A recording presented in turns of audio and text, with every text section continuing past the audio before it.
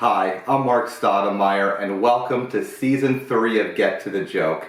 I can't wait for you guys to see what I have in store for you this season. 11 new comics, 11 new stories, unbelievable amount of just advice and just vulnerability about the lives of comedians and how that translates to the jokes that you love to hear on stage. I am incredibly appreciative and in awe of the comics I got to talk to this season, and I know you'll be as well. Again, all the content this season will be completely free on my YouTube channel. I just ask that you do me just one small favor. Please like and subscribe to my channel. Please rate and review me wherever you review your podcast. I truly appreciate that you guys do that for me. It really gets more eyeballs on my content, and that keeps the content going, and I really appreciate that. Again, you can also visit me at my website, markstod.com, where you can see all my upcoming show dates and old back episodes of Get to the Joke that are available there, along with any other content that I put out. Again, please leave a comment, subscribe to this channel. It means so much to me that you do that. And now, without further ado, let's go ahead and get to the joke.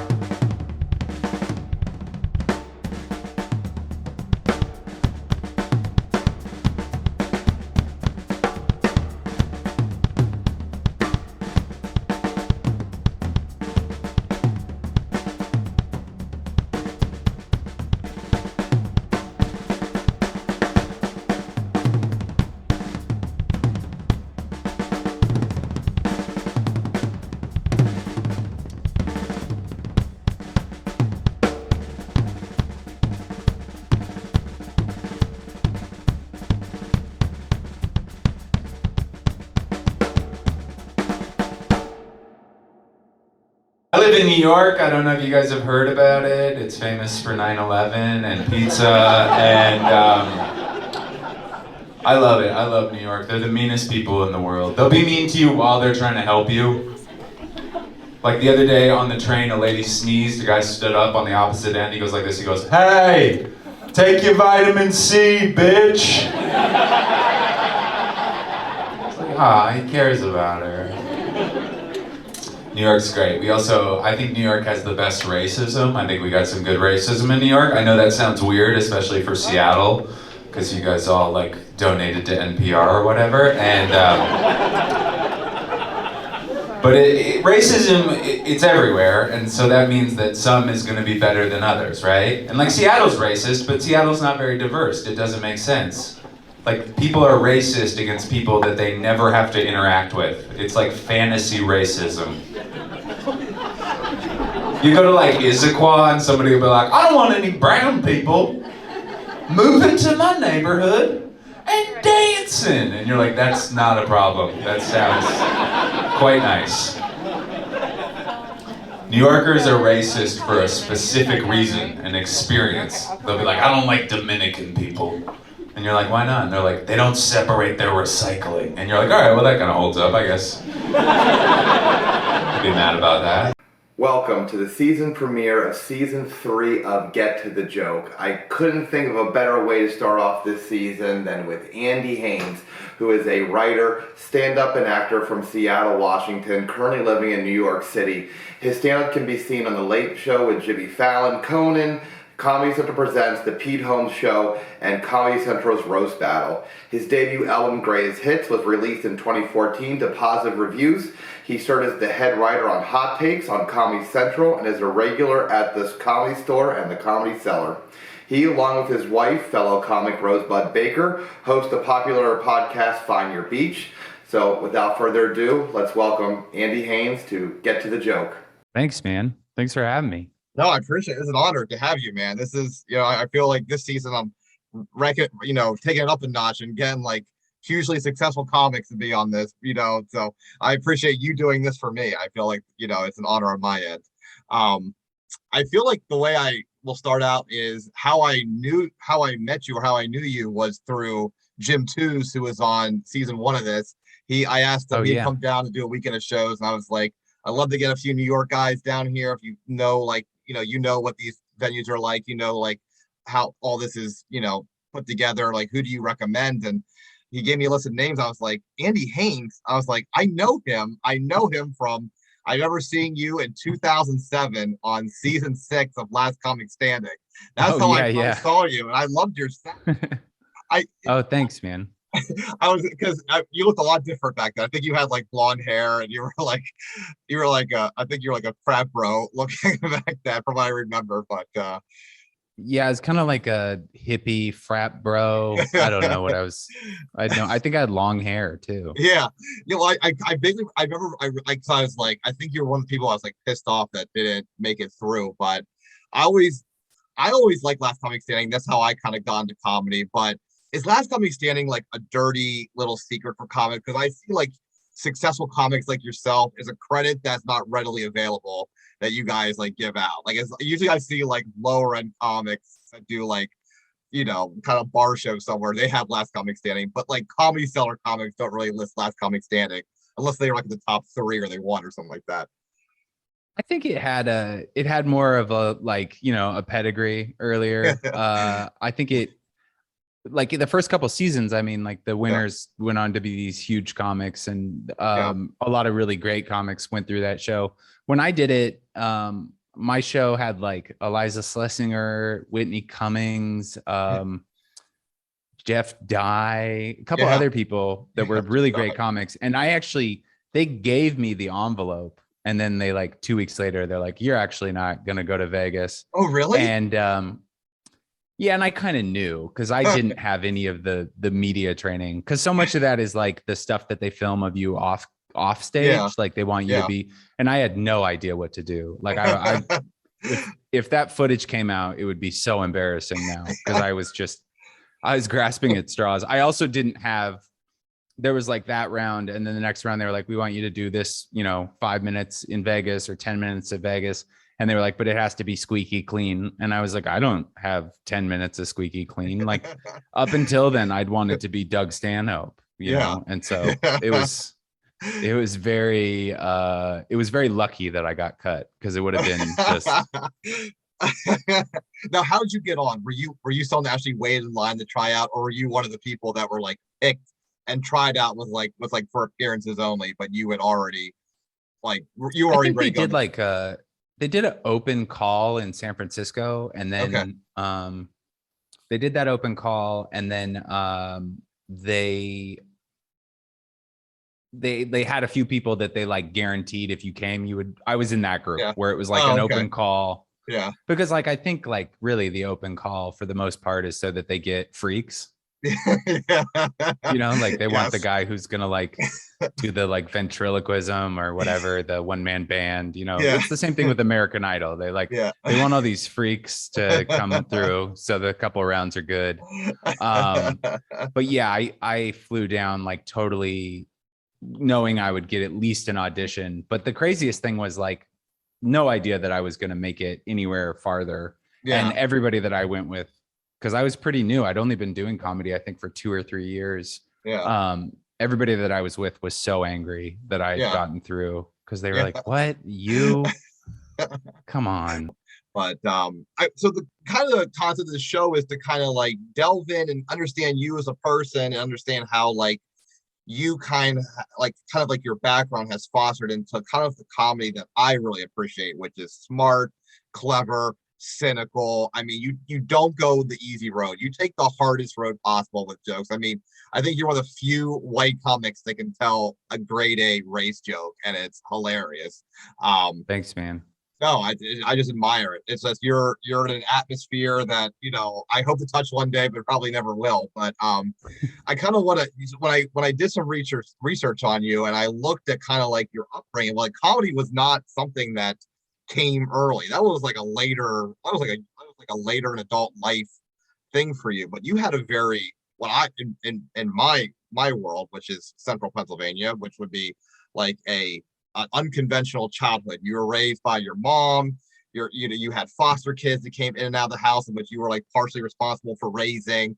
Can you give me like a little bit of a taste of like what childhood was for little Andy Haynes? Yeah, well, it's weird because I'm like I'm in therapy now, so I think a little bit of the rose-colored glasses or whatever, the lenses are off. I was one of two children, raised in Seattle. Lived in like a affluent neighborhood, but my mom was pretty close to working class, like upper middle class maybe. And she worked a lot and she was kind of fried. And my dad wasn't like a vacant father or anything like that, but he had moved across the country when I was like about 10 for work. And my mom had depression. So I think that a lot of me trying to be funny was because my mom was sarcastic.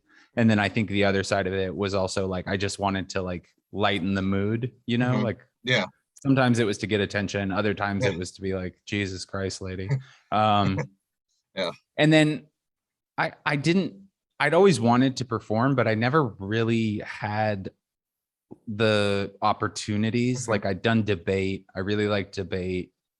And I had done a couple plays like in elementary school and middle school, but like I didn't have any discipline. So like I ended up just being more, I wasn't an athlete because an athlete kind of like makes it sound like you were good at the sports you played, but I was like, I did, I skied and I played soccer, and I really just, I kind of was a bad kid. Like I wasn't like, Bad how?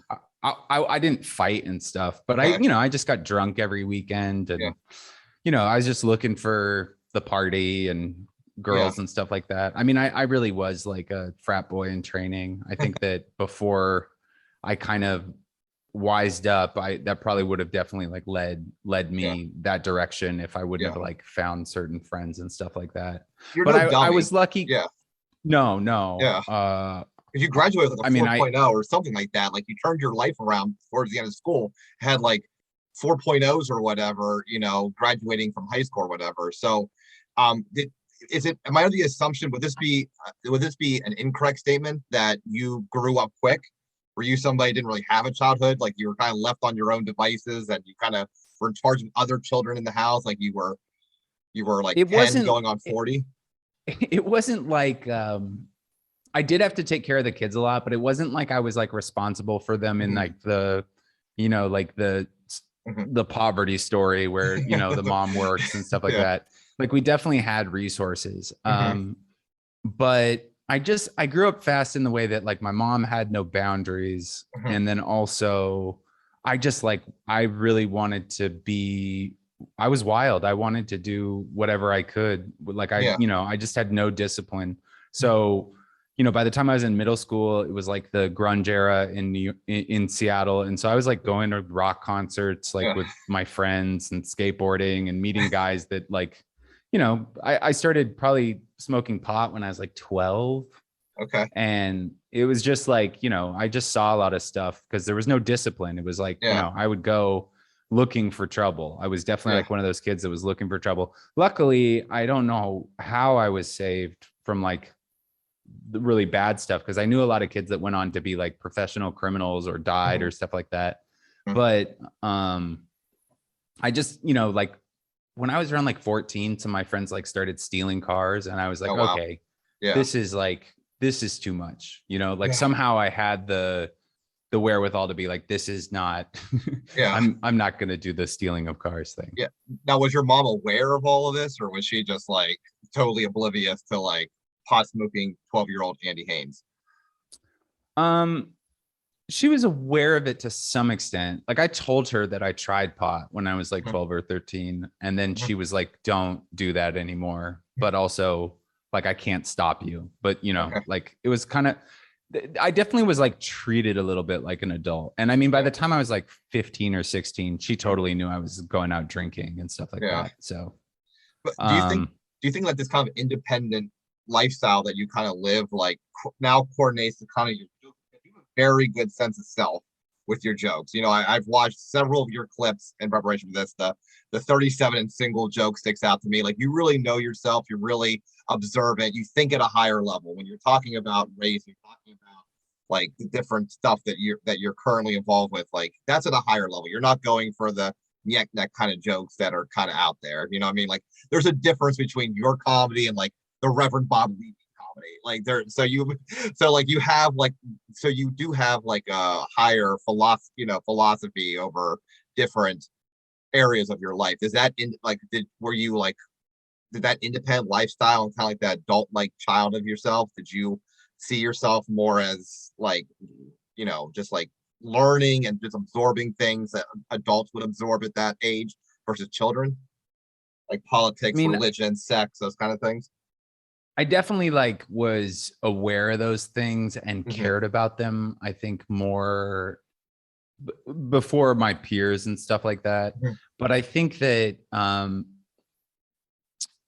yeah, I don't know where that interest came from. I mean, I was always like ADD, but also like tested well. So it was like a mixture of being like smart but distracted. And I think one way that I distracted myself was just by like glomming on to as much information as I possibly could. I mean, I always say that I'm not actually like smart. I'm just good at like remembering lots of random things. Um, but yeah, it's bizarre. I mean, I think that I was exposed to that stuff because I went to good schools, Mhm. not like private schools, but just like I was Yeah. lucky. I got into like good public schools Mhm. that made a point of kind of like teaching about the bigger world. And I got like the opportunity to travel and see stuff. But I also think that because I kind of had a rough childhood and also because I was like a depressed kid, it just gave me the ability to like look at myself more. Yeah. I just had more Yeah. time to think. So you were depressed as a child. So what was that like to be in a house where the only parent is depressed and her only child is depressed? What was that like living there for both of you? I mean, I think it was kind of a bummer Mhm. sometimes. I mean, like, you know, I always said that my mom didn't really treat me like a kid. She treated me like a roommate. Yeah. Um, and I mean, it's weird. I don't look back on my childhood and go like, oh, that was sad. There's definitely Yeah. moments of it that when I like Mhm. relay them to somebody like my wife or somebody else, Mhm. they're like, Jesus Christ, like what do you Yeah. like relax, dude. Don't tell me that story. Um, but yeah, it was weird because I was like, I think one thing that was really bizarre was that because of the way that I had so much freedom and I also kind of grew up fast, I was kind of cornered as that bad kid, but Mhm. I really just wanted to be like involved and benevolent. Like I mean my dream was always just to be like a really good student and a really good Mhm. athlete and just make lots of no, I don't know. Like I still to this day, I mean, I'm kind of a snob in the sense that I always idealize like very typical middle Mhm. class fantasy of being, kind of upper crust. Yeah. And I think that, just being like we lived in this area of Seattle called Queen Anne, and Queen Anne is Mhm. like the whole perimeter of Queen Anne is like the most majestic views. And so Yeah. it's like all these millionaires, very wealthy people. And then in the top, it's more middle class. And so I was around all this affluence and it just made you want Yeah. those things. And so part of that was like education and Mhm. refinement. And, it was very surface level, but it was just like, I wanted to go to good schools and all that Yeah. kind of stuff. What was there resentment towards like the people that you like your friends who were of like a higher like socioeconomic class because you had to work so much harder than they would for certain things? I remember listening to a podcast like you started working at like 14 years old as like a paper boy. Like was it something where like you always were like the odd kid out because you had to work more and there was more effort on your end to achieve things that were so effortlessly given to these kind of richer kids? Well, Is there I was resentment, like still jealousy? spoiled. I Okay. was still, I was very spoiled still. Like Mhm. my dad had money and my mom had a fine job. So like it wasn't ever like I wanted for anything, but Mhm. there was times that were embarrassing. I wouldn't say there was ever resentments because I really didn't, you know, there was nothing that really got like Mhm. kept from me, but it was like there'd be times where like my friends, like I'd be going on vacation with a friend and my Uh, mom would like pull up in our like beat up old minivan Yeah. and I'd be like, oh, Yeah. this is a bummer. Yeah. Yeah. They have Yeah. a Mercedes station wagon and we're in a, you know, a beat up old Chrysler. Yeah. But I don't know. I think just because I lived in the same neighborhood as rich kids, I kind of felt rich. And also because I Okay. hung out at their houses every day, you know? Okay. All right. Cool. Now, do you still maintain friendships with these kids today, or have they kind of subsided because you're just different now? Like you're a stand-up comic in New York City. I'm not saying you don't do well, but I wouldn't like. I mean, would you classify yourself as rich now? And are those kids still rich, or do you guys still have a bond at this No, point? no. Or I don't think any of those kids are rich, to be yeah, honest. okay. Most of them turned out to be deadbeats, but um no, I mean it's weird. I didn't really keep in touch with anybody from high school Hmm. or my neighborhood. The people that I kept in touch with were like my summer camp friends. Yeah. I went to a summer camp and I was a counselor into my early 20s, and that's like Hmm. still my only group of friends Hmm. that isn't from comedy or sobriety. Yeah. And yeah, those are, you know, those are my relationships. And most of my peers are probably doing more financially sound than I am. Just because I mean, like, Hmm. entertainment's funny because like you have to do a lot to Hmm. have what the average, you know, to Yeah. make $100,000 a year, which is kind of like upper middle class now. Yeah. Like you kind of have to be pretty Fuck successful. that. Yeah. Like I think like most comics probably make a little more than, you know, a manager at a restaurant Yeah. because it's like if you work for 52 weekends a year, you're Mhm. still only making, I don't Yeah. know, $65,000 and you got to Well, pay I taxes. So. just kind of going back a little bit, like your gumption and your drive to be successful and stuff like that. There was a time though, like your grace did kind of like falter, like you kind of like switched it when you could to get back on track. Was there like a was that when the depression hit, like when like kind of like the drugs and alcohol were becoming more of a mainstay in your life and the grades were going down? Was that all because of the depression when you were You like a mean, teen? are you talking about in high school? Yeah, in high school. Um, I think it was just depression. I mean, it Yeah, was also just like a low sense of self, which I mean, you can attribute to yeah. depression, but I think I didn't have any like focus, and I Hmm. still, it's like something I really have to work on Hmm. focus. But it's like I was like always the kind of student where if you gave me something to work on, I would probably do well at it. It was just Yeah, like left to my own devices, I was just yeah, gonna, you know, yeah. daydream. And I think it was really changing kind of, you know, like my friend group Hmm. and starting to kind of like I went to summer camp one year and then when I came back it was like just everything had kind of changed. I was less interested in kind of all these bad kids that I've been hanging out with and I wanted to it was like I started hanging out with kind of more like a preppier crowd. Like Yeah. they were more interested in getting into good schools, having good Hmm. extracurriculars. There was a lot of partying, but it was all under the guise of like good kids, right? Yeah. Like Yeah. we're Yeah. gonna probably like we're all gonna be good people Yeah. when We're we all doing our grow up, homework right? tomorrow. Yeah. Yeah, Yeah. Can, exactly. can I ask, like, what does it feel like to be depressed as a teenager? Because, like, you have so much responsibility, like, especially you, like, you're taking care of other foster kids in the house, you're going to school, you're in ski club and you're doing soccer. Like, what did it feel like when your mind wasn't focused on those four kind of things? Like, what did it feel like to be depressed as 15-year-old or 16-year-old? I mean, I think I still deal with depression, and I think that the main thing that people don't really think about depression is it's not really sadness. It's Hmm. more it's apathy. You know, it's just like what's the point kind of stuff. And I definitely I mean, I think that was like the thing was like I was so self-destructive as a teenager because I didn't see the point in so many things. And even though I didn't do hard drugs and Mhm, I got arrested in my late teens for a lot of drinking related things, mhm. but it was like, it's just more apathy, like what's the point? Like Yeah. why, why try that because it's not going to go well type of thing, or like why not do this bad thing because like Mhm. what's Yeah. the worst that's going to happen.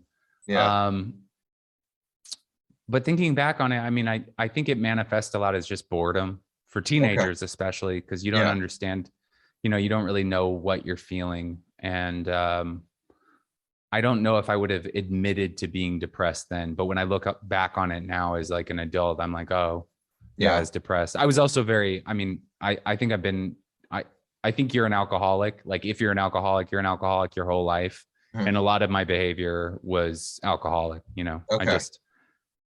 Didn't it know was that. like a mixture of apathy, but anxiety, like this Yeah. weird kind of like, it was like, nothing matters, but something should matter. I have to Yeah. figure out what matters. And just kind of like that, almost like, and it's still this thing. It's like, there'll be days where I'm depressed or Mhm, weeks, and then I'll be like, God, I got to quit this because I'm like wasting this precious time. mhm. Now, So, is depression kind of like alcoholism? Like, is it never ever gone? Like, do you always, like you just said, you still wrestle with it today? Like, will you wrestle with depression for the rest of your life and always have to be cognizant of when you have depression episodes, or do you think that there is a solution to it at some point? well, I take medicine, but Hmm. also, I mean, like I think I'm more in touch with kind of like, I'm able to say now, like I feel Hmm. anxious or like Hmm. I feel depressed, where I used to kind of like just get stoned, Yeah. like that was like I smoked pot every day for like 4 years in my Yeah. early 30s. Hmm. And I think like, yeah, I'll always be conscious of them. But Hmm. like with alcoholism is kind of like, it's like diabetes, where it's like you have to kind of keep up a regimen to keep kind of like a good level. Yeah. And with depression, it there's things I can do, like I need to sleep and I Hmm. need to like talk, like whatever that is, journal, talk to my wife, yada Hmm. yada yada, go to therapy. But Hmm. like it's not the same where like depression can come out of nowhere for me. Yeah. A lot of times when I get depressed is like the second something I'm excited about is over, Yeah. Yeah. like a job, or Like like a maybe I high have a is. tape. Yeah. Yeah, the taping or something like that. I'm lucky though, because I don't have any kind of like manic depression. Yeah. I don't have these, like I have friends that are bipolar, Hmm. and their mental illness like sends them so high up that Hmm. they lose touch of reality. Yeah. And that's harder because like you can kind of see it coming too, Yeah. like you're like, oh, you're acting a little screwy, like are you all right? With Yeah. me it's like, I'm kind of a Yeah. little more Yeah. disassociative. Yeah. I feel like a lot of empathy towards young Andy because, like, now there's a few outs. There's your wife, there's a therapist, things that you didn't have at 14, 15 years old or whatever. What, like, was it like, I know you had your group of friends and you were involved in various activities in school, but like with the depression and everything else, would you consider like lonely? Like you didn't have like, you couldn't really express how you were feel like your mom was also depressed and you were mostly trying to entertain her to keep her happy. Was it kind of like, were you like in a vacuum, like the Andy Haynes vacuum, where it's just like kept everything to yourself? Don't let it out to any other people. Well, no, I never kept it to myself, but I definitely was lonely in the sense of that I didn't feel like I was understood, or I didn't feel like I could communicate. That's still like something that like I'll get hung up on. Like Mhm, I'll have like a couple bad sets and I'll be mhm. like, why don't I know how to just say these things? Yeah. Like this is funny to me. Like why can't I just say it to Yeah. them? And that's what I think, I think like most of the kind of sadness, pain, evil, whatever in the world is like this inability for humans to express themselves and also to understand. So it's like this communication breakdown. And you know, it was just like as a kid, I think I wanted so much to be exceptional, and I didn't feel exceptional, and I didn't have the tools to like process that. You know, it was just kind of this feeling of dearth, of being like I remember when I was like a kid, I was like watching Little Man Tate, and I said to my mom, I was like, oh, I want to be a genius. And she said, you're not a genius. And it was just like, that's all I got, you know? And so I was just like, oh shit, I'm not a genius. Then what am I? Yeah. But there was definitely like I don't know if I got this from my mom. I think she definitely contributed to it, but it's still to me where if something isn't great, then it's bad, you know? Yeah. If I don't kill, it's not a good set, you know? If I don't. Are you a perfectionist? In some regards, in others, no. Like I'm definitely a perfectionist when it comes to my. It's weird because like I think I am a perfectionist in many ways, but I also, you know, I do things like self-sabotage. Like I'll go to a show that like means something and I won't prepare. Well, You know? Why do you think you do that? Especially at the level you're at. I mean, you're somebody who's made it, you know what I mean? Versus like me and all the other comics that live near me kind of thing. Like, why do you think you Well, because self-sabotage? I think one thing is that I'm just like so all over the place that I don't like I have trouble stopping and like focusing on what I need to do that night. And also I'm not a perfectionist, I'm a control freak. And so what that is that it's like when I'm at my house and I don't have a day where I have a lot to do, you know, I'm kind of left to my own devices.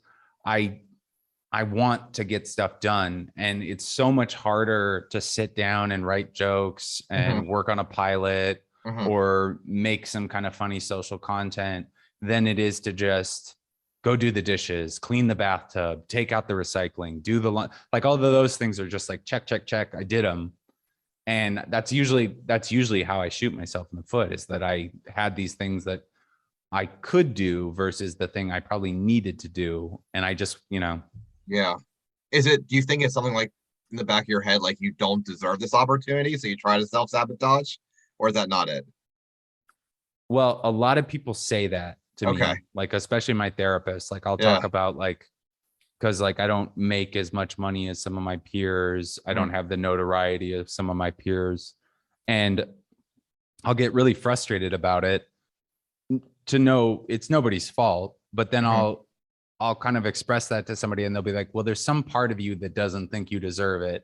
And while I can totally intellectually understand that, I don't have a like emotional attachment to that feeling, because I am like, no, I want a TV show and I want to do the hour on Netflix. Like those are the things. I'm just as good as the other guy. I mean, I think there's definitely people that are way better. Yeah. And also like I would never be like, I should be Mulaney. Like Mulaney's a genius. Like that's like, you know, Louis a genius. Bill Burr's a genius. Amy Schumer's a genius. Like those are exceptional people. And there's a reason why, like when they hit the ground running. Dude, don't cut yourself out, man. Your jokes are brilliant and they're original and I feel good. I do. Yeah. Like but I'm also like misanthropic, and you know, those people are good at like looking people in the eyes. Now, do you talk about depression on stage? Because I don't think I ran across a clip. Now, you may, I mean, just because you don't put it out there, you don't talk about it. Do you talk about that part of your life, or is that something that's just like that's a private part? That's not for jokes. I don't have any. I don't think I have any private parts. Okay. I've tried to kind of like I tried to talk about darker stuff when I was a younger comic, and I didn't like a lot of the result, you know. Like I have dark jokes still. I have some really dark jokes like that I sometimes I don't like the way I feel after I tell them, but I want, you know, I like the writing of them, and I like that telling them. But no, I think that I think that like comedy isn't very interesting to me if it's not about some aspect of myself. Like I'm not really in it just to make people laugh. Like there's definitely a lot of the stuff that's like more interesting to me, especially now, is like how I reacted to something, you know? Was there anything through comedy that you've written or did that like you figured a part of yourself out that you didn't know before? Yeah, I mean, I definitely talk about like I have kind of a when I get on stage, I'm not always like a super buoyant or like I don't always bring like a warmth with me. Mhm. And that's something that I've been able to kind of like figure out is that like I'll start a set just by being like, look, I know that I have bad energy. Let's talk about it, you know? uh, Because uh, I'm not mad and I'm not sad and I don't not want to be there. It's just like mhm. this is a little bit of this is like my resting speed. And Yeah, so it's like I have to work up. I have to kind of get there, you know? yeah, I like it. And like you talked about being molested as a kid, and was that like I noticed when you talked about that story, and I had another comic, Chris Dolan, on this podcast who had also been molested, and you both kind of did the same thing, which is like you played it down. Like there's other people who've had it so much worse than us. Like I know that you kind of played down the severity, but it was still like a very traumatic experience. Do you think that that was the starting off point to all this kind of like the depression and the alcohol? Like, do you think that was like pilot zero for everything else because it was such a traumatic episode when you were a kid? You know, I don't know if I would not have been an alcoholic or if I would not have been depressed because I definitely those are chemical parts of Mhm. you, you know, like that's I think being an alcoholic is kind of written into your DNA as well as Mhm. depression. But I will say that it was very much like the world kind of shifted for me. I felt invincible Mhm. before that. Like what happened was I'd broken my femur and I was in Mhm. a body cast. Yeah, you're helpless. And yeah, and I think the reason why I downplay the incident is because I really think the body cast and the broken leg was the most traumatic part of that part of my life. Like you know, I didn't I didn't have like shame around it because I was like, oh, well, no, you're not supposed to do that. Or Mhm. also like, you know, kids are interested in other kids' bodies. And even though that was like a inappropriate thing, that guy was also a kid, you know, he's like Mhm. 15 or something like that. Yeah, And it wasn't like a he knew sexual better. act It happened. wasn't like he was 7. He knew better than what he did. No, yeah. I mean, Yeah, I'm definitely, but he obviously was sick. And I yeah. knew that, you know, like I knew that as a kid because that was like one of the gifts of having a house where there wasn't really like a lot of boundaries was like you know, I was able to talk about that. But what was like, you know, the worst for me was I really felt invincible. And when I broke my leg, it was like all of a sudden I was bedridden Mhm. for months. You know, I was like 3 months in a bed. Mhm. And you know, I'd been like a ski racer and I was in gymnastics and you know, I remember that like before that I I wasn't scared of anything. I Yeah, really wasn't afraid of anything. And yeah, then it was like all of a sudden I was like afraid of a lot of things, you yeah. know. I completely understand that. I mean that's a hellish thing to go through. Like all that broken, Yeah. all that stuff. Like no kid should have to go through all of that. You know what I mean? But Jesus. Um, Now, I mean, you mentioned that you saw this guy later, and like you first had rage, but then you had empathy because you could tell like this dude was like on his, he was down and out, like not in a good place, like which is a very mature thing. I don't know if I would be as mature as you were in that case. Was there? How were you able to like?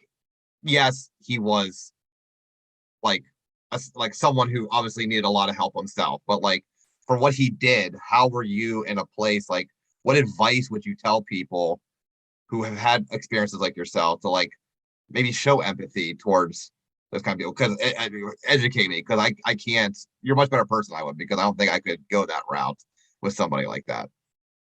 Um Well, I think because I was exposed to a lot of not my own pain, but like I was just like, just because I kind of had this young adulthood and Mhm. my mom was a nurse and people were just fucked up, and I wasn't coddled at all as to like what that stuff was. Like my uncle had a ton of friends that died in the AIDS crisis. My uncle's gay. And also just I was exposed to people that were not doing well. And I mean, I don't know if it was like the luck of like having teachers that really like taught like very like kind of like diverse and broad perspectives, or I went to school in like a poor neighborhood.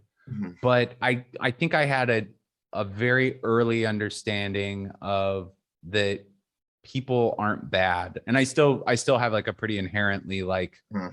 I think people are inherently good. I Mhm. think that most of the stuff that we do that bad comes from sickness, uh, poverty, ignorance, things like that. Like I don't, even in New York, where people can be monstrous, it's Mhm. like you still see their humanity, and it's I don't know. I don't know why I was like, but like I would say it's a gift. Mhm. I'm I not would say like a so.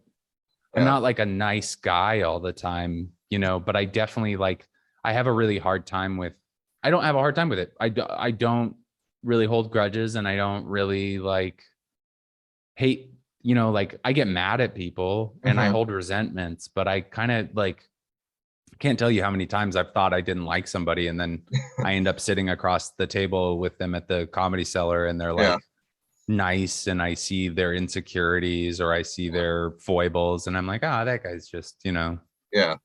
Well, even that, even yeah. like guys that like I've been with my wife now for 3 years and Mhm. there'd be times where we'd be hanging out with another comic and I'd be like, wait a second, this guy's like hitting on my wife. Like What?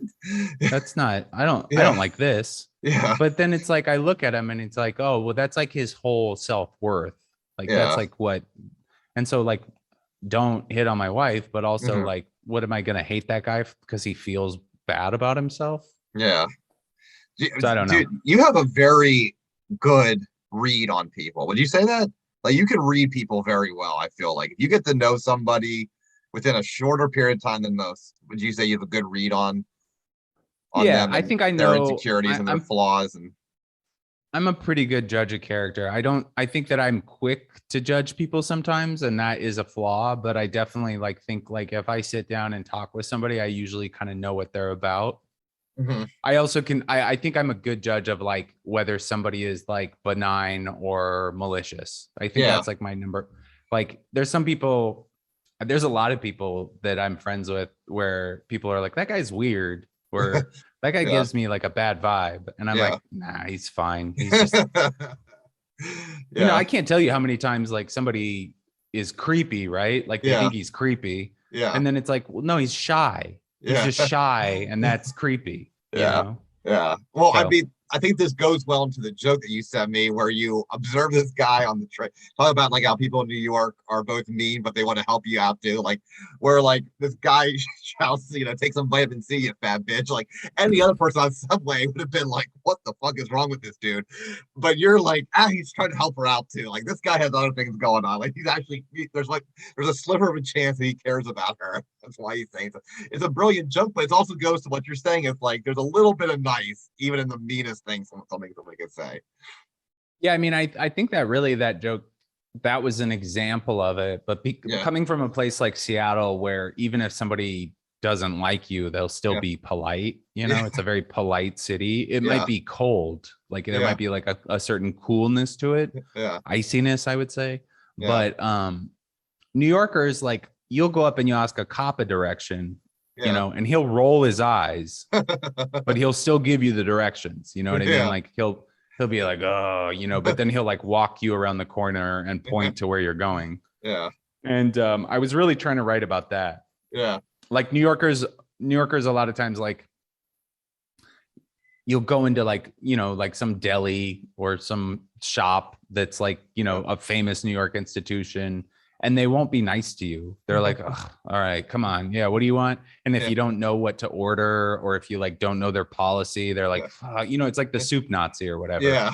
And then, but it's like, they still like, if you go like, you know, you leave them $1 and you go, "Thanks for that," they'll still be like, "Oh, you have a good day, buddy." Even though the Yeah. whole time they were rude to you, you know? Yeah.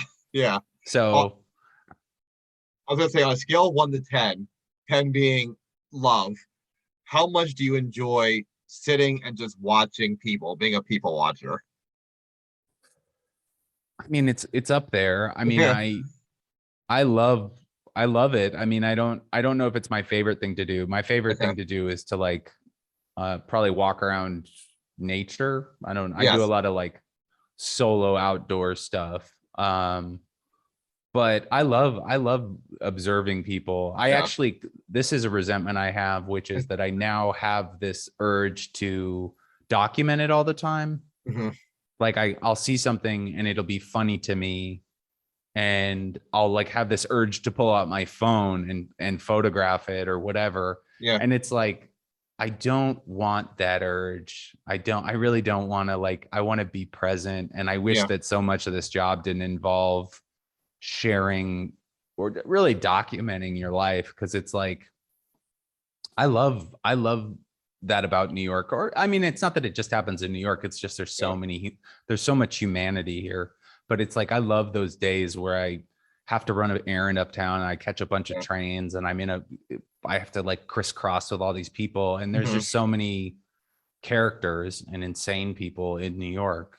Hmm. And I like just having that for myself, you know. Yeah. It's like You're there's a little something. bit of the world. Yeah. I like it. I Yeah. respect that. I respect that, Andy. Now, can I ask, like, how did you overcome addiction? I like to hear the stories, like when people are able to, like, you know, like overcome and become sober. Like, can you tell me about that? Because I love hearing those stories when people can like conquer that part of their life.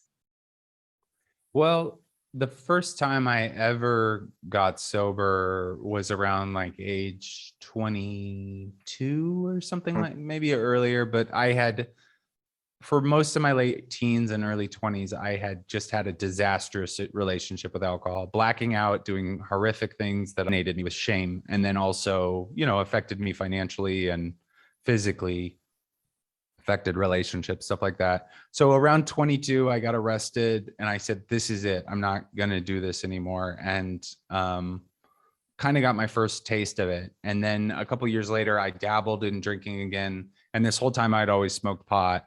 Mhm. And then around age, I don't know, 27, I had a nice little run with drinking and realized that it just wasn't making me happy. I couldn't do stand up at all. Like if I had a drink, I was not funny whatsoever.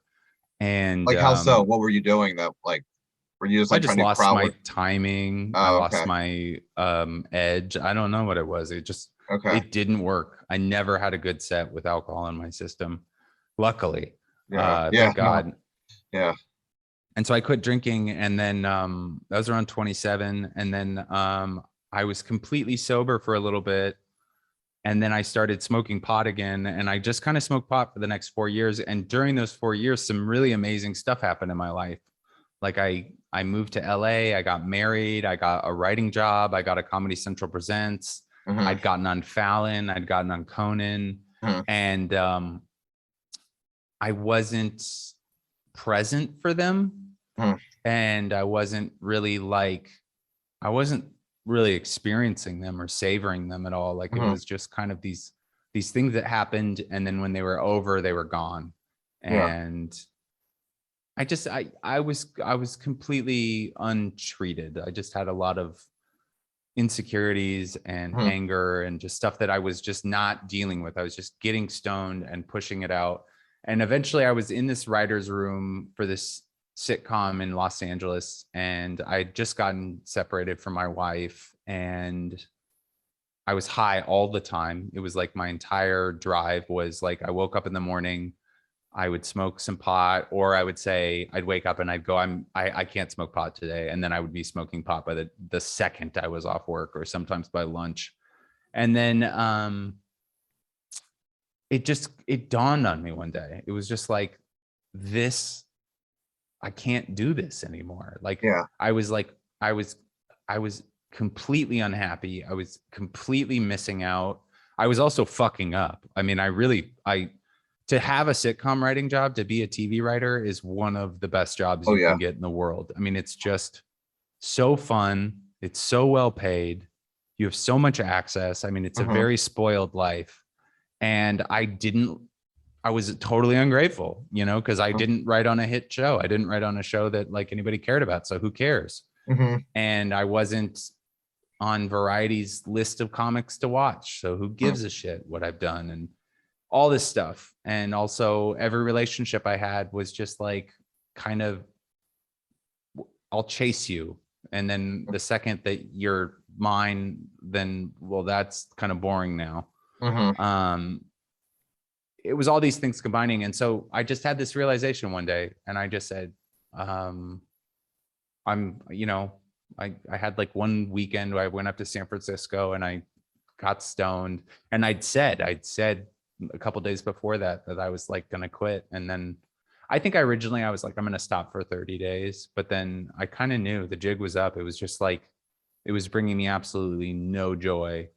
A lot of just really sad in that just kind of mopey, just, you know, I'd go to the Comedy Store, get stoned, hang out, not really do anything. You know, I was just like in this cocoon. I was numb. And then went to a meeting, and then everything in the meeting resonated with me. And then it just stuck. It was just like the veil had been lifted. I should have got sober when I was 15, probably. Like that was, I definitely showed signs of alcoholism. Alcoholism runs in my family. I was getting in trouble. I was drinking more than I ever thought I would. I was making an ass of myself. It didn't happen that way. And the message, this sounds culty, but there's kind of a through line with sobriety, and that sobriety, like, it's, you know, it didn't resonate until it did. And then when it did, it was like, I couldn't look the other way anymore. Yeah, like a light switch. Like, that's awesome, man. Yeah. How many days? How many days? Stay sober. I am 7.5 years sober. Awesome. Congratulations, dude. That's awesome. Thanks, man. Amazing, Yeah, man. I appreciate Amazing, it. dude. Yeah, I really lucked out because I never had hard drugs. So that's, yeah. It wasn't like I didn't have to like battle with the bliss of heroin, you know? Yeah. But like, but now, is it hard to be in the profession that you're in, because alcohol's always around in some capacity? Like, you can smell in people's breath, you can smell it in the wood, you know, it's sitting there in front of you across the way from another comic. Like, is it like you constantly be like, this is just so fucked up kind of thing? Like, why am I being teased like every, you know, all the time in this job or whatever, but this kind of shit? No. Okay. I wish that I could be one of the guys sometimes. Like, I look at guys that can drink, and I see their ability to just kind of relax and be themselves. But that's not my relationship with alcohol. I never had a drink and felt comfortable. I had a drink and I just wanted to go, you know, to the fucking moon. Yeah. I never saw the point in getting buzzed. I always was like, let's get fucking drunk.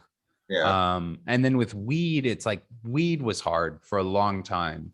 Weed was hard because so many people smoked weed, especially when I lived in LA, where I quit.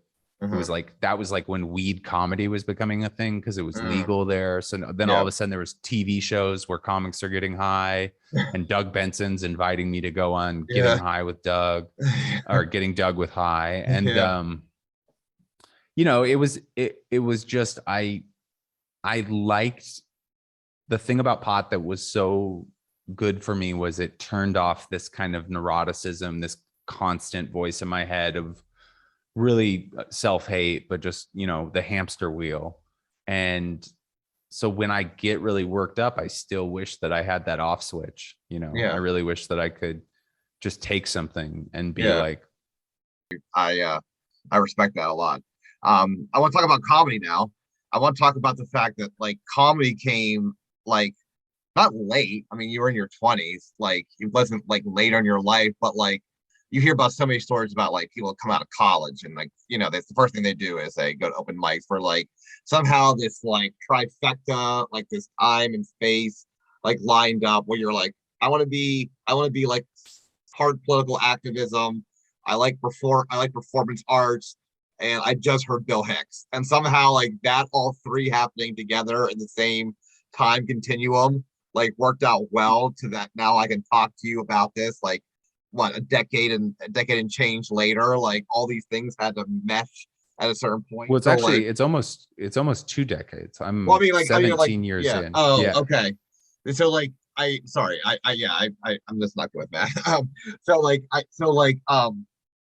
so like, how did you get, like, I know you watched Bill Hicks and David Cross and like, but how did it like get you to like be like, I should pursue stand up? Like, it's one thing to like performance arts and the skits at the summer camp, and it's one thing to like want to talk about, political issues and then watch like Bill Hicks, but like the fact that like you kind of went all in on comedy, like tell me about that. Tell me about like where you were in your life that like just allowed you to be like you're telling me about like doing open mics in Vancouver, and like it's something that you took, like you're staying overnight to do the open mic the next day, like you took it serious. Like it was like as soon as it clicked to be a stand-up comic, it was like everything was in the rear view, like skiing and everything else was, and it was like stand-up comedy is my career. Tell me about that moment. I mean, I think you kind of nailed it. It was I was a senior in college, and the Iraq War had just started, and I wanted to be a political activist, but I don't think I actually, like, I always hung out with political activists because I went to like a really liberal school, and they all were buzzkills. Everybody was so serious. And then on top of that, the I worked at the summer camp, and the summer camp I had got to perform a lot. Like, I just wanted to cause mischief, I think, more than anything at that point in my life. Like, this was like peak like Banksy and those kind of things. And Yeah. I liked the idea of clever mischief. And I cared about these things. I don't know why I cared about them, the political stuff, but I just did. I was young. And then I just saw Bill Hicks, and I mean, Bill Hicks, this is his first like DVD that came out. It was from his Montreal gala, and he just talked about Bush, and he talked about the Iraq War, and he talked about being an alcoholic, and it was like all my things. It was like all the things, because at that point I'd quit drinking, and I wasn't sober, but I'd quit drinking, and the Iraq War was going on, the second one, and Bush was the president, the second one. And I mean, I don't think I was ever a super political comic, but it was like, it just clicked to me when I saw that. I was like, oh, I could do that. Like, this is like a way to reach not necessarily a lot of people, but this was a way to express all of that. Yeah. And then I was like, okay, how do I do this? And so I was like, well, you probably have to go to a comedy club. So I like looked up comedy clubs, and there was only one in Seattle. That was the closest one I could find. And so I went to an open mic, the next one that there was, and I watched it, and everybody sucked. Yeah. And it was such a relief, because I was like, oh, well, if everybody sucks, I can suck. Like, if that's the worst that's going to happen, is I'll just suck. And so the next week I went to another open mic, and I just signed up, and I kind of had like a seed of a joke ready. And then I kind of, I think I blacked out really for most of it, because I was so nervous. But it was like, I gotta laugh. I gotta laugh. And some people came up to me afterwards, and they said, good job. And it was kind of like, oh, I'm home. Like, everybody, the thing about comedy that's really liberating is it's a lot of fucked up people and a lot of honest people, and they're okay with it. Like, that's kind of there's a value in that. And comedy is really the only thing that is your currency. And it doesn't necessarily have to even be on stage. I know a lot of comics that I love that are not successful, but they're the funniest people in the world, just because they're just themselves. And I don't know, it was like the first time that I could like look at a lot of the stuff that I'd taken so serious in my life and I could just laugh about it, you know? Yeah. Now, the one thing, the one ingredient in this soup of getting into comedy that I did hear was like, did you think you were funny? Did people tell you were funny? Because I was like, just because you want to do all these like performance arts and political activism, and you like Bill Hicks, like, did you know that you were funny? I mean, I know you're funny now. I'm talking about Andy Haynes, yesteryear. I don't think I got like I was funny in a way where I was like a smart ass, and I definitely had a good sense of humor, but I wasn't like voted funniest or anything like Okay. that. You know, like I think it was something that I knew that I had in me, but I Yeah. didn't necessarily like. I remember I would tell jokes Mhm. like we had stock jokes at summer camp that you could tell for the kids, like these Yeah. long kind of storytelling jokes. Yeah. And they were always really, really I loved doing it. It was like my Yeah. favorite thing to do. And I remember somebody when I was like 16 years old was like, "You should do stand up."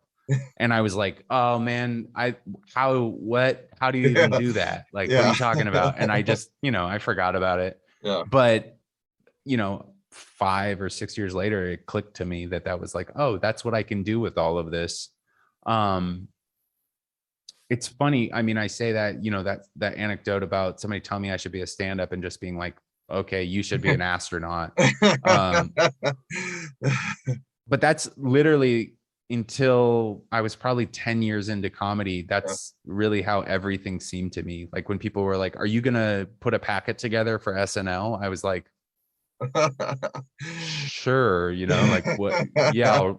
I had no idea that there was like a way to get a job on SNL. Like I didn't know any of it. I didn't know there was a way to write a TV script, that there was a way to go to acting or improv. Like stand up was something that was really interesting to me right away. And it really captivated my attention. And it was something I could do without a lot of other work, like I sat down, I got sick right around when I started. Like I got the seasonal flu, and I just went to the video store and I rented every single DVD that they had. I mean, I literally rented like 35 stand-up specials.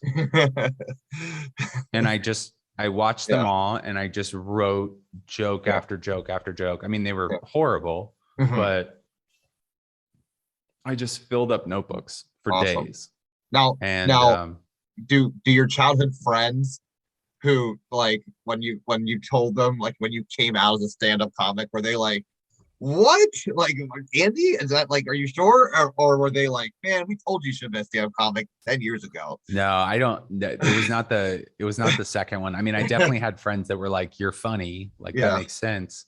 But I think more than anything, it was like, really? Like, you're going to do that?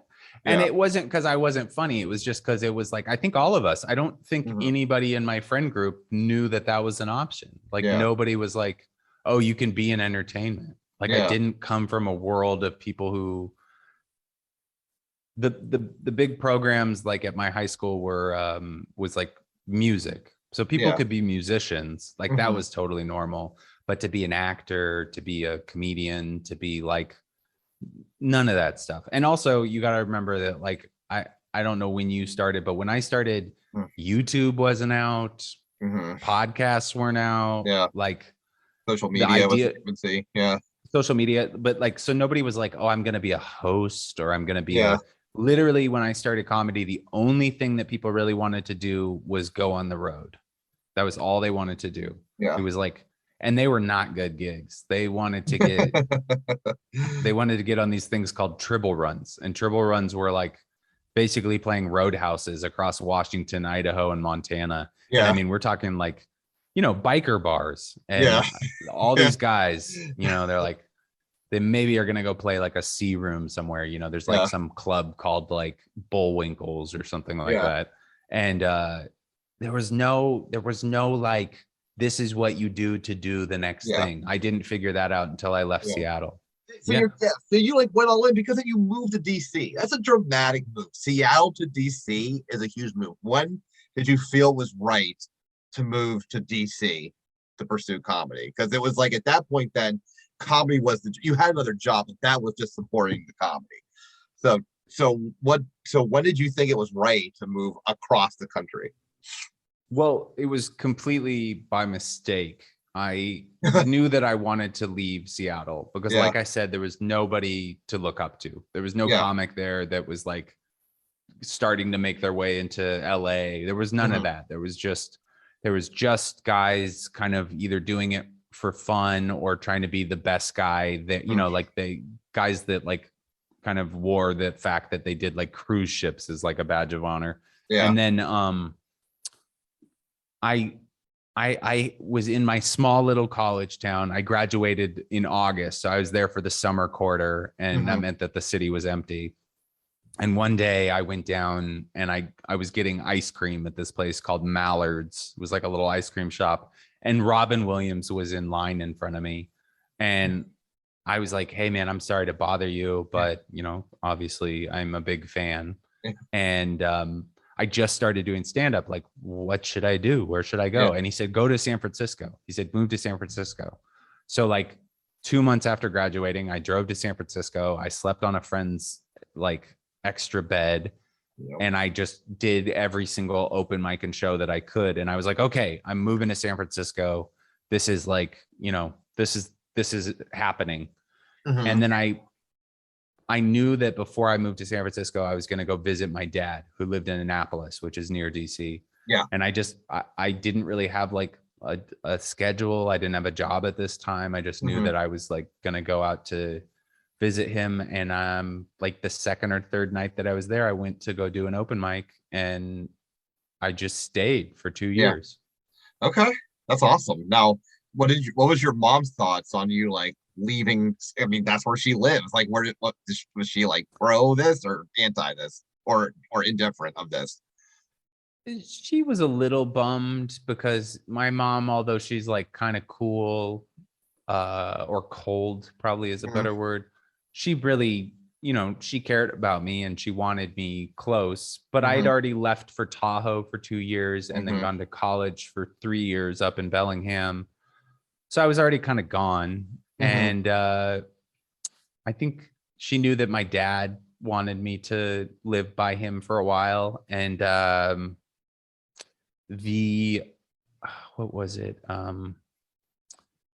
It was, you know, it was just like, the second I got to DC, I knew it was for me. It was kind of like that moment in high school where I found that new group of friends, but this time it was comics and everybody was aspirational and everybody had discipline and we were all trying to be the funniest kind of for us. Like, it was like you were being funny as like you were trying to make your friends proud almost. You know, there was a real group effort in it. And it was probably the most fun I've ever had, you know, in comedy, just because it was like there was like a strong group of people that really hung out. And some of those comics that came out of that era, I mean, are just amazing. Aparna Nancherla, Seton Smith, Rory Scovel, Hampton Yount. Yeah. There's way more. Jermaine Fowler. I'm trying to think of everything. This guy, Jeff Maurer, who writes for the John Oliver show, but I don't think he does stand up anymore, but just a really funny guy. Brian Parisi, Brandon Wardell. I mean, just like a ton of really talented people kind of came out of that scene. I think DC's special because it's really diverse in a way that like nowhere else is. It's like, it's Southern, but it's not the South. It's very Black, but there's like this whole nerdy kind of academic or international crowd. It was such a perfect melting mix. pot. And everybody was, you know, everybody was like 25 years old and wanted to be a comic. Awesome. Now, what did your mom think about you as or what did or does she, to change, think of you being a comic? Because she was a nurse, as you said, that worked very long hours. So does she respect comedy as a profession, or is she apprehensive of comedy as a profession? She still doesn't understand it. She's like, she's proud of me. She's like, she's definitely proud of me. And she's like, I hope she is. Yeah. She's like, she's supportive as best as my mom can be. My mom is my mom is very bad with like affection or doting. Like she just doesn't really know how to do it very well. But my dad, I mean, my dad and me have never been super close. Like we've always been good, but like we'd never been buddies to the extent where I felt super close to him. But he was the one, I would say, that like really, there was a couple times in there where I was like, I think I'm gonna quit. Like I don't think I wanna, like, even I think 4 years ago was like the kind of big, that was like a big turning point, because I was like, I was gonna quit, and then I came to New York to visit, and I ended up moving back to New York.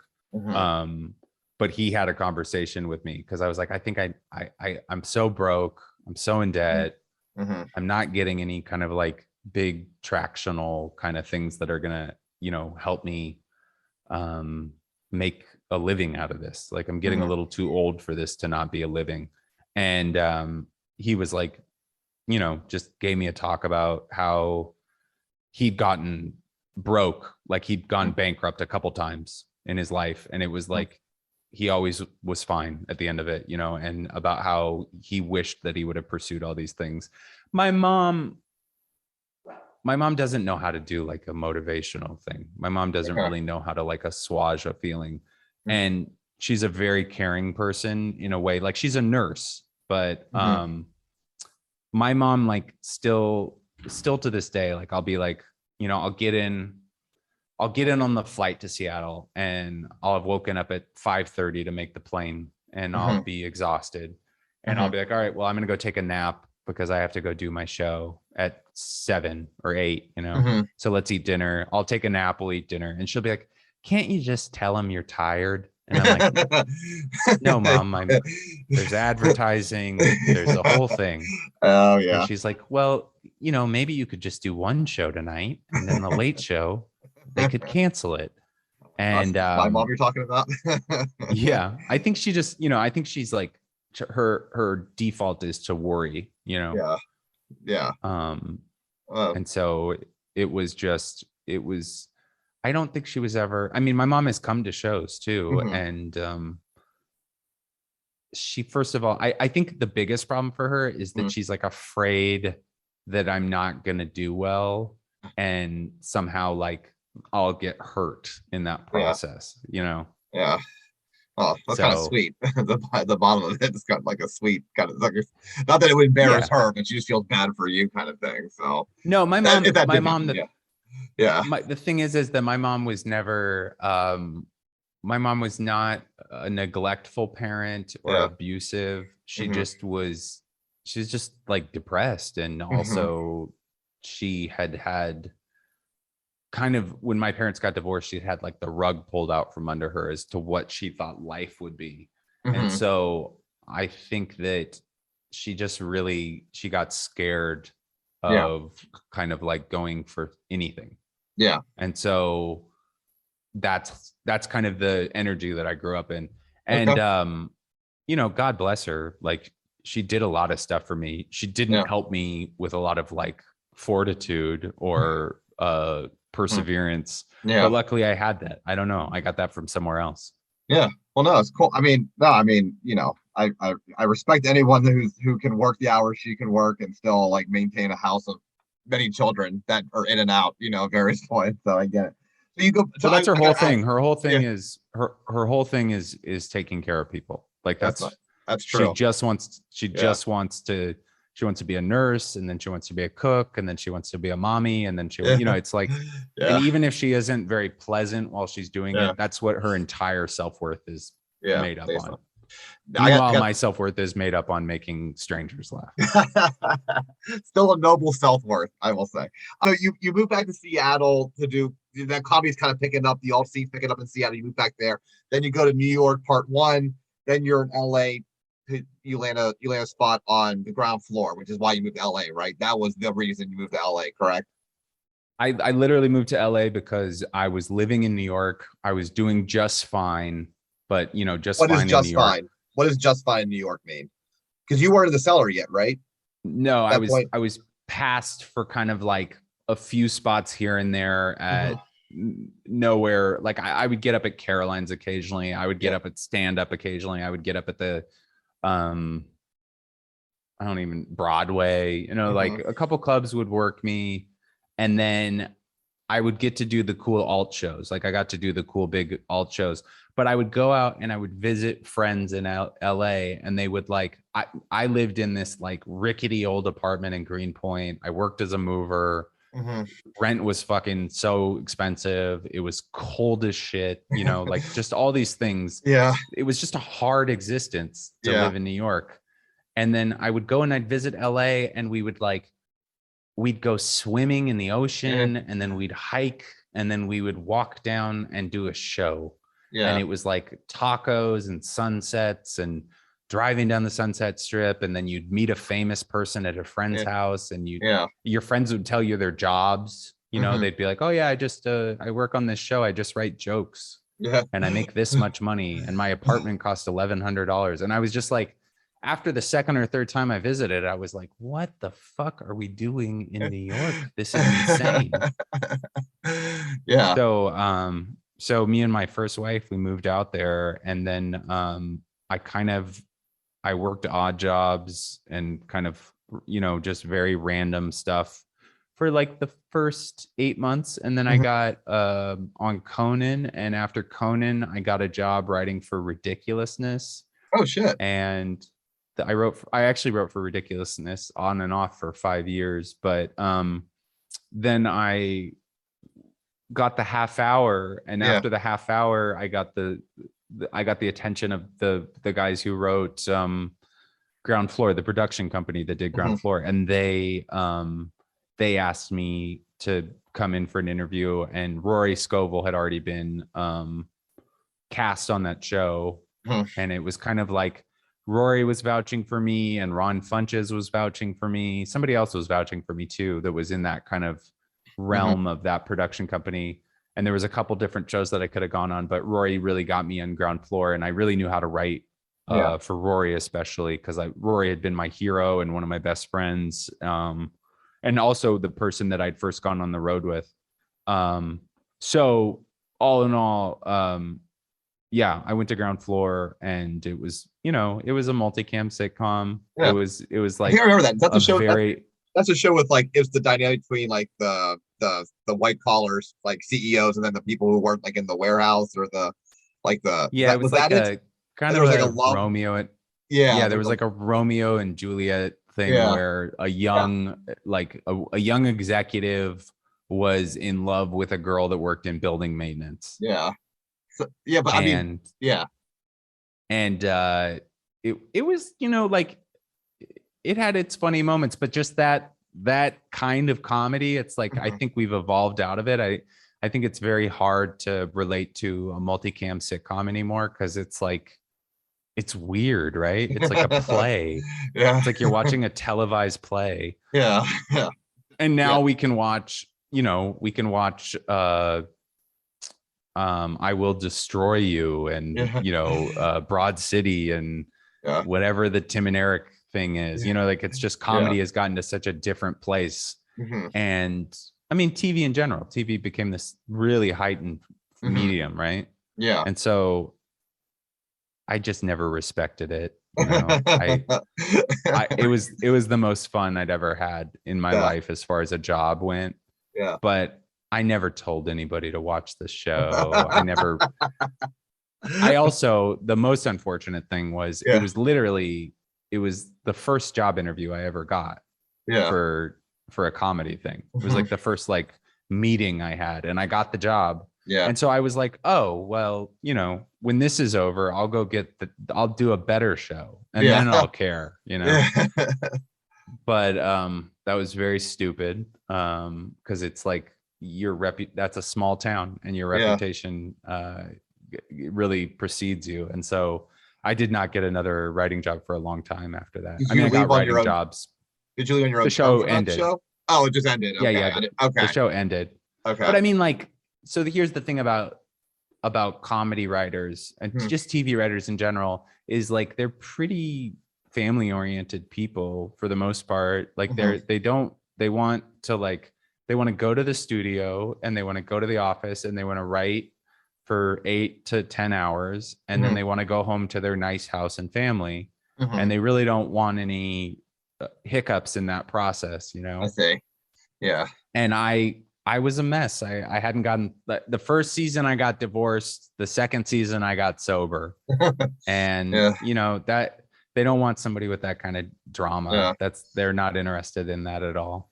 Yeah. Oh, so okay. So well, I'm actually somewhat surprised that like there's so many good stories there. I feel like for storylines, but be as it may, you go back to New York. This is where then like even though you were Conan and half hour LA, like New York is kind of like, I mean, you've made a home there now. I mean, heck, you got married, you know, there to another New York comic, and then you got the Comedy Cellar, which is the pinnacle of comedy clubs maybe in the world. Awesome. So let's talk about your jokes that got you into the cellar. So the clip you sent me, you know, I would say like I talked about at the top of the show, which was your jokes on race are so good and so high level. And what I actually do is like when I look at your clips, when I prep for the show and I look at comics clips, I made my own assessments, and then I like to read the comments on YouTube to see like, all right, what do other people say? And like I could not even tell you the number of Black people that said this guy gets it. Like this guy, no, like they that's like great. yeah, like they're like the one you do about like white people versus Black people. You know about like how like mountains are white people's cost. Like all these Black people are like this, you know, like this guy is hilarious. Like he's, you know, this is a white comic that can talk about race. Like you kind of got like the pass. So can you tell me like how do you, and you can, I mean, just because I appreciate your jokes on race because they're so high level, you don't have to use this. How do you find material? Because the joke you sent me is like looks like it's like an observation on Subway, but like where do you go? Like what wells do you go to? Because when you pick a joke on race, it's like, does Andy sit at a desk and say like I want to tackle controversial material, or do you find material just walking out on the streets of New York, or a conversation with somebody? Like where do you find these gems and jewels that you say day in and day out? I would say it's always like the seed comes to me in some kind of epiphany. Like almost Okay. all of my jokes that make it somewhere, it's literally I think I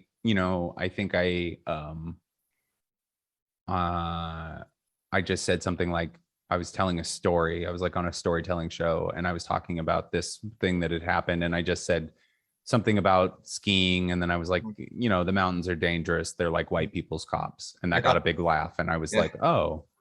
And then I just, if I can get that little seed of something, like if I know there's that big pop, like that thing that's gonna, you know, that's gonna get me in there, then I know I can talk about a lot of other stuff.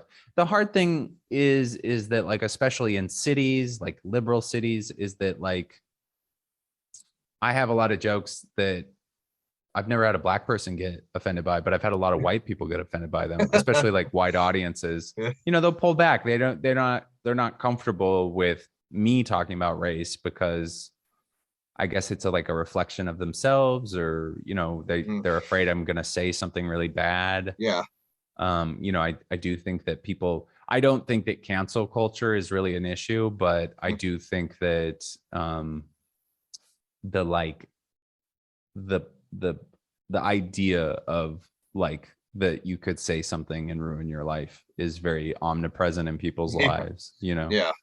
Now, but I think it's actually hurt us because I think it's taken a lot of people away from like the reality of like racism and kind of like, I have a lot of Black friends and we make racist jokes towards each other because we trust each other and we have that, you know, mutual respect.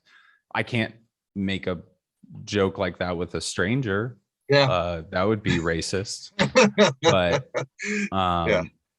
But I think that people get away from like the reality of like what racism really manifests as, which is, you know, like institutions of power or systemic stuff, but also just like relationships, you know, like how many people are reading, you know, White Fragility or How to Be an Anti-Racist that actually have a close friend that's from a different background, you know? Yeah. Now, the joke that you had sent me where it's this guy shouting at this woman on the subway, like, A, did that happen? And B, if it did happen, like in that moment, like I'm not saying it did not happen, but was this maybe a combination of different moments and you combined the one guy? Or and then when it did happen that way, did you recognize immediately like the punchline of that joke? Like, did you immediately come to the punchline, or did it just keep coming back to you throughout the day No, and you're like, I gotta write about this? it was just like a funny thing. I think I was like a lot of times I write on stage, Mhm. like because I will have the seed of something, and it'll just be something that like I want to talk about, like just Mhm. something that I want to have a conversation about. And uh so I'll bring it up, like if I'm doing well at a show, or sometimes if I'm not doing well at a show, I'll be like, yeah, I'll just say this. Mhm. So like I was just like, man, like I'm from Seattle, it's very different. New York, it's basically the opposite. Like people will be nice to you, people will be mean to you here while they're helping you, which was like how that started. And then it's just kind of like electric sparks kind of things just pull memories, and that just came out. Yeah. I kind of knew it was around. But there's like a second part of that joke, which is about the New York racism, Yes. Yeah. which is like about how people in New York are racist in a way that is uniquely New York, which is Mhm. that they're racist about specific things. Yeah. But again, About not recycling. They're not separating the recycling. Yeah, and it's like, Yeah. Which is yeah. like that was very refreshing to me, because it was something that I'd noticed that I hadn't really seen a lot of other places, where somebody would say something racist, Yeah. but it would be like an Italian guy, and he Yeah. like lived around a ton of Puerto Rican and black people, Yeah. and he had relationships with them, and maybe he had a deli and that guy had a fucking tire shop, but he wasn't like racist. Like he wasn't telling people to get out of the neighborhood. I mean, I don't know Yeah. what his heart is, but at the same time, it's like, but was he racist? Yeah, but he was probably racist for something that he had a lot of experience with, Yeah. right? Yeah. You know, Yeah. No, I know. like I like that, and I would also be remiss to say I also like the jab that you did, because the set that you set with took place in Seattle, where it's like you kind of set the joke up being like you didn't know how the crowd's going to take, because it sounds like you guys donate a lot to NPR, which I thought was hilarious too.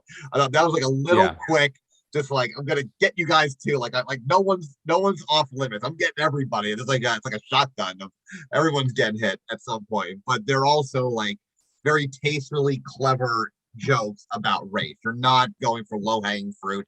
You're not hitting stereotypes. Like there's not too many comics that would pick Dominicans not separating recycling as like a punchline to a joke, which makes you next level comic. So I thanks, want man. no problem. No, I want to dive into like your writing style, because you just said like I do a lot of writing on stage. Is that the case? Do you not write? You mentioned like when you first started, you were filling up notebooks, but is that not the case anymore? Is it mostly all in your head and just done on stage, and then you hope like I don't know how you capture the gems, but tell me how you start writing a joke. So the joke about the subway, you thought it was like it came as an epiphany. Tell me then what happens prior to you going on stage for the first time to tell that joke. I just it's usually a combination of both. I mean, like, I definitely am not somebody, I almost never ever can write a joke and tell it and have it work, Okay. because not that it's funny, not that it's not funny when I write it, it's just really hard for me to write in the beats that I would talk in, and also it's really hard for me to memorize a joke and tell it naturally. Mhm. And so it's like I said, it's like the best way for me to write is to have a seed of a joke, and then to try that on stage, try to like build it out, punch it up, and then I will write it down fully and kind of tinker with it. But I'm pretty bad at writing jokes, in the sense of like sitting down. I still Mhm. do it. I still do it all the time, but it's almost like just to get the thoughts out of my head. It's Yeah. it's not necessarily, when I go to an open mic now, um, they have like some open mics at the Cellar for the Mhm. paid regulars. I don't usually get to the like actual open mics. Although open mics in New York and LA are so different than like open mics in like smaller cities. Usually open mics are very fun. But I'll like look at my journal, like I write in this program called Evernote, and I'll like look at it and I'll pick out things that I've been kind of more interested in. And, you know, they usually have to fail a couple times. Like I usually have to like really want that joke because I won't figure it out for like, you know, four tellings of it. You know, it'll get like either a fine reaction or a soft reaction. Sometimes I write a joke and it does okay, but I can't really figure out an ending and I stop telling it for a couple months. And then I'll like look in a journal and I'll be like, oh yeah, I'll try that again tonight. And then something will happen, you know, where it'll just occur to me. I'll be like, oh yeah, this is like a joke that I've been thinking about for a while. But it's like, it's hard to say because it feels not, it's hard to admit, like almost all of my comedy comes from like an idea, you know, and then the building out of that idea, like through talking on stage or with friends, and then maybe getting back to the page. I really envy these people who know their voice well enough that they can sit down and they can write a joke and they can kind of like, because it's just not been my pattern. My pattern has always been to write on stage. And then, you know, if I was really disciplined, I record every single set. If I think I would probably get a lot out of listening to those sets, because I always do. But it's wait, so back up. You painful. record them, but you don't listen to them. It's what it just sounded like. You don't get a lot of. That's exactly what I said. I record every single set, and I almost never listen to them. Awesome. That's awesome. So tell me, because I write ahead of time. I don't write on stage. Tell me, like, when you go, I'm picturing like, I'm getting anxiety as you're talking about going up on stage with a scene, because all I can picture is like, hey, I had this funny idea where I saw this guy shout this woman on the subway for being fat. But like, did you have a punchline in mind? Because just because it's a funny thought, all right, that's 3 seconds. Where are you going to go from there at that point? Like, do you start stuttering, or like, what, do you have any tricks or tips or hacks that you do to work something out on stage with just like a 3 or 4 worded seed of a joke?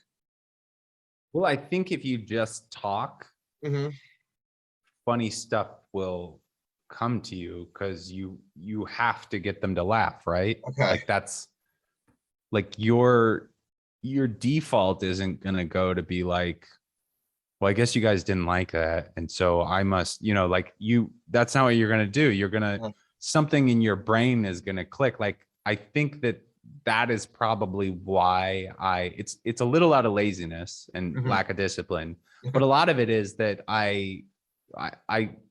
my brain fires in a different way when it means something, you know, because I'm panicked, right? I have to make you laugh. Yeah. So you like the pressure situation. You like being in a pressure cooker. That's when you do your best.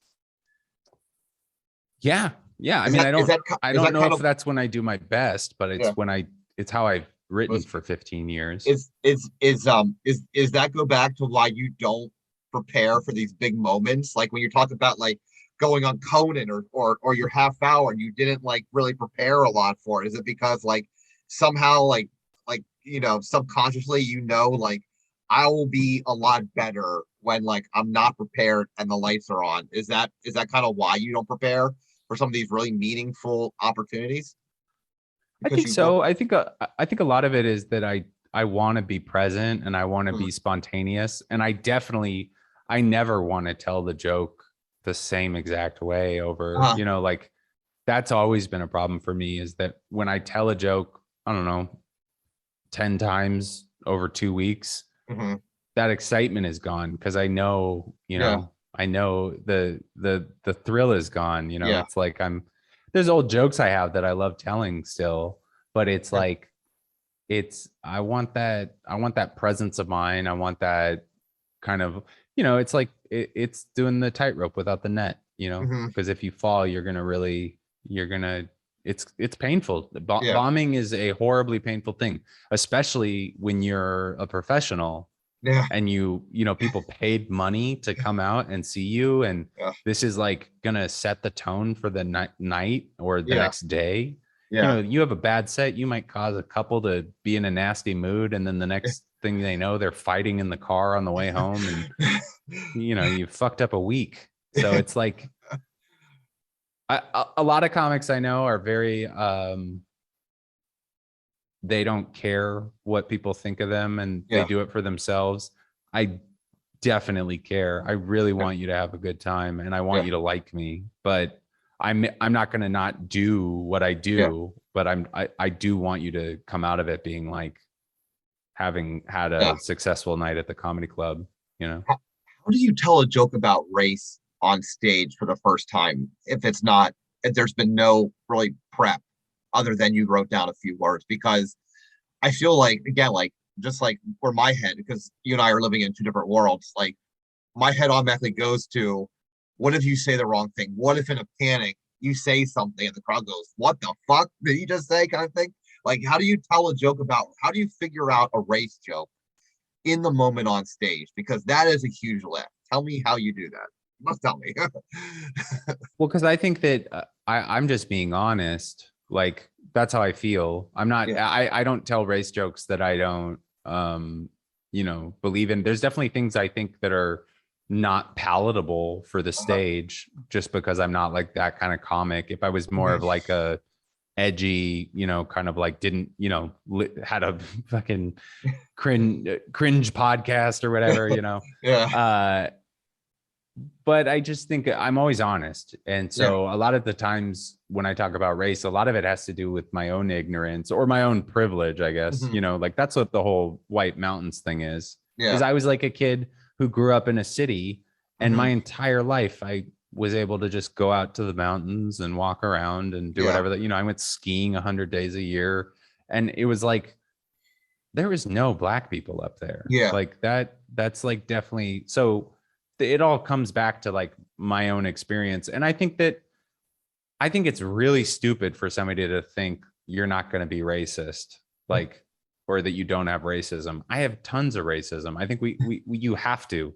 It's totally natural. And it doesn't necessarily have to be racism per se, but there's like, you know, like I come from a certain, I'm definitely like a middle to upper middle class kind of had this Mhm. existence. And when I see people acting a fool, Mhm. I'm judging them no matter the color. But you know, there's Yeah. just like, or you know, like I fucking traveled all over Latin America, and there were some times where I'd be in Latin America and somebody would be doing something that was completely normal to them, and I'd be like, this is fucking stupid, you Mhm. know. And it's like that's racist. Yeah. That's a Yeah. dumb, you know, like that's not my culture. I have no Yeah. place in telling them how to do things. Yeah. But it's like to think that you wouldn't have those feelings is naive, and it's also dishonest. Like these people that walk around and they're like, I can't believe they said that, or you know, Yeah. they want to get some kind of like college Yeah. level theoretical idea of like race and privilege. That's not the street level experience. That's not how people interact.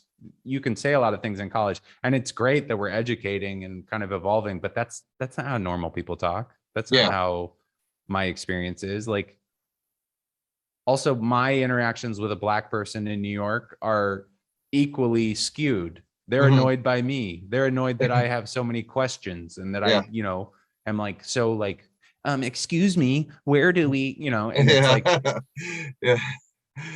it, but I don't think either of us is mad at the other one. It's just the experience, you know, Yeah. it's just, Yeah. So tell me like how you're then like mining out this joke then from like okay, so it starts to pick up some speed, it's starting to snowball a little bit. How are you able to like, because you don't listen to your set, you're not writing anything down. Are you just a savant and you can remember what parts are hitting, what parts are not hitting, like and just work out the next time you're on stage? Like, how are you able to capture the parts that are funny and then whittle down the fat so it's not so wordy? well, eventually when I'm telling it, you know, often I am writing it down Okay. so that I have the beats at least put on paper.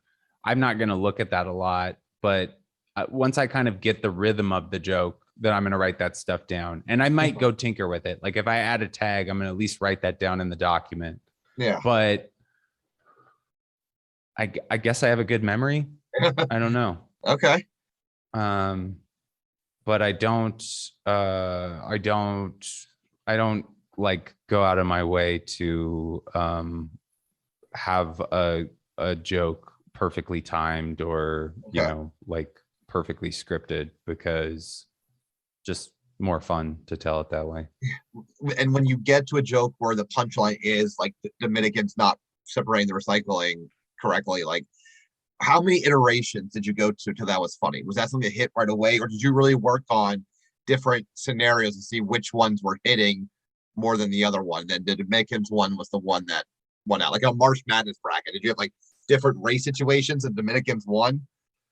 I definitely said, different things leading up to that, and I think that just landed. Like it was just, it was just like I was riffing on stage, and I probably said like what that joke really came from was I saw a guy get mad at Hasidic Jewish people. That I was in Brooklyn, and a guy was getting mad at Hasidic Jewish people because they didn't know how to drive. Which is not something that's not like a typical stereotype. Yeah. So he goes, he's like, these fucking Hasidic people, they don't know how to fucking drive. And I just thought that was so funny because it was like, that is not anybody's. Yeah. That is nobody. If you were like, on Family Feud and it was like Jews are, bad drivers would not be in the top 10. And so I just, I think that's where I really started, because I was thinking about it, like, it made me think about how New Yorkers, they'll be racist, but it's like, because they grew up in these projects next to this Hasidic neighborhood. Yeah. And where I'm from, people are racist, but it makes no sense because there's no diversity. Like it just doesn't make any sense. It's like somebody be racist in a town with no black people, no Latinos, nothing. And it's just so weird that racism is kind of the most pervasive racism. Yeah. Where like that New York racism is like tolerable. It kind of makes sense. Yeah. It's like, that's that guy's lived experience. I mean, it's not every Hasidic is a bad driver, but it's like, I drive a lot in Williamsburg. There's a lot of disregard for traffic safety in the Hasidic neighborhood. Yeah. Now, how important are analogies to your comedy? Because I think about that when you're talking about like that mountains are white people's color. Like that analogy is perfect. Do you try to make a point where you're trying to constantly be mindful of, especially when you're talking about, like heavy subject matter? Are you looking for constant like examples where you can compare things or put analogies? Is that something that you're constantly trying to be mindful of doing? I always want analogies because I think analogies are always like funny, and people also, it's, comedy is telling somebody you're going to do something and then surprising them with how you do it, right? Yeah. So that's like the seed of comedy. Yeah. And that's why like an impression is so great. Like all impressions are so great because Shane Gillis goes, I'm going to do Donald Trump, and then he does Donald Trump, and you go, oh my God, he did Donald Trump. He actually did it. He said he was going to do it, and then he did it. And with an analogy, it's kind of a similar thing. You're like, you're setting something up. You're saying, I'm going to say this thing to you, and then you say it, and then it makes sense. And then they, it's just, but I really, really, really don't like saying, this is like this. Okay. Because I think when it's too simple of a joke format, and it becomes a little too redundant. So I try not to say a lot of things are like things. Yeah. So going back to that Shane Gillis example, are you saying that the kind of comedy that you kind of seek out, is it like you're going to tell the audience how you're going to get from point A to point B, and they're like, good luck, dude, and then you get them there like, holy shit, like, is it come like when magicians tell you like, here's what I'm going to do, and they're like, impossible, and then they're like, holy shit, he did it? Is that what you like telling them the punchline ahead of time, and then they're like, impossible, and then you do it and they're like, holy shit, that's hilarious? I mean, I definitely enjoy that kind of comedy. Like, like if you watch Gerard Carmichael, if you watch his comedy, a lot of times he starts with a very, very problematic thesis statement, so it's like how a joke starts, Yeah. where he'll be like, not everybody's life is worth it as much as everybody else's, you know what I mean? And Yeah. that's like a hard thing to stand by, but then he defends it, explains it, and Yeah. validates it, right? So Yeah. it's like it's not math, but it's like logic and English, right? It's just Yeah. you there. I don't like formulaic comedy, but I love the mathematics of jokes. Yeah. Now, do you run anything through social media at all, or other comics? I mean, I know you're married to one, but I don't know if like, I mean, I don't know, like if you guys like spit ideas back at each other, or, like, are these points, or do you not go through that channel at all? You go right to it's Andy stage the entire time until you whittle the joke to the perfect form. Me and Rosie definitely run stuff by each other, but I don't know if it's always helpful. Like, I don't know Okay. if we always like, I think we go like, all right, that, yeah, sure. Or like, I don't know, like, I Yeah. think there's a little bit of pride involved where we're like, Yeah. or Well, we like just Rory have our Scovel, opinions. someone like Rory, who's a friend of yours, like, is it something where you can Well, like reach out to him? Rory never wrote jokes. Rory is very, I think that's part of why I don't really write a ton, is because I definitely saw him make up comedy on the spot, and it made me I was fucking Yeah. leveled by it. Yeah. But I have friends that I run bits by. Like, I definitely like, like I have people that if I see them, I'm gonna like run something by them. Mhm. I think the best thing to do, like the guys I know that really like are very disciplined Mhm. workers, they sit down and they write with comics, and they speak things out, and they ask for tags. And Yeah. I think that's super beneficial. I don't think you'll ever hurt any, be hurt by that. But Yeah. honestly, the main way that I get new jokes is I watch comedy. Like, I watch it online, and hearing somebody talk in a certain rhythm, or hearing somebody's angle on something, I go, oh, that's kind of similar to like something that I've been thinking about, which is like, I mean, some people would probably argue that that's like somewhat theft or whatever, but it's not like That's not, I would yeah, never you're not take, stealing the material. Yeah. I would never, but it just makes my brain think in a way that it wouldn't.